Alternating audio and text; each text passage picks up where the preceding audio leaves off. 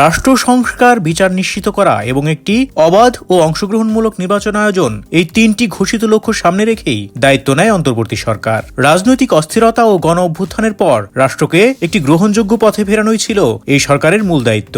কিন্তু ১.৫ বছর পার হতে না হতেই রাষ্ট্রের সবচেয়ে ভারী, দীর্ঘমেয়াদী এবং কৌশলগত সিদ্ধান্তগুলো নেওয়া হচ্ছে একেবারে ভিন্ন খাতে। সেই খাতটি হল প্রতিরক্ষা ও সামরিক প্রস্তুতি। ফলে এখন প্রশ্ন উঠছে, এই সরকার আদৌ কি সংস্কারের সরকার, নাকি নীরবে একটি নতুন সামরিক যুগের ভিত্তি রচনা করছে?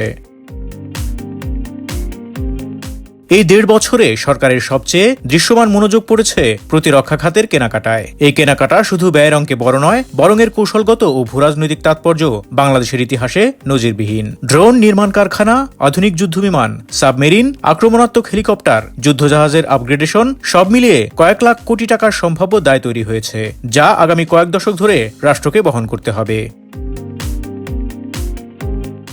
স্বাধীনতার ৫৫ বছর পেরিয়ে গেলেও সামরিক সক্ষমতার প্রশ্নে বাংলাদেশের ছবি কখনোই পুরোপুরি গর্বের ছিল না। সময়ের সঙ্গে কিছু যুদ্ধবিমান, সাবমেরিন ও নৌযান যুক্ত হলেও প্রযুক্তিগত দিক থেকে সেগুলোর বড় অংশই দ্রুত পুরনো হয়ে পড়েছে।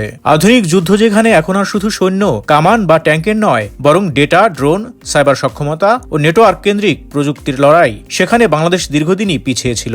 বৈশ্বিক মানদণ্ডে বিচার করলে আকাশ ও সমুদ্র প্রতিরক্ষায় দেশের সক্ষমতা কখনোই প্রতিযোগিতামূলক পর্যায়ে পৌঁছায়নি।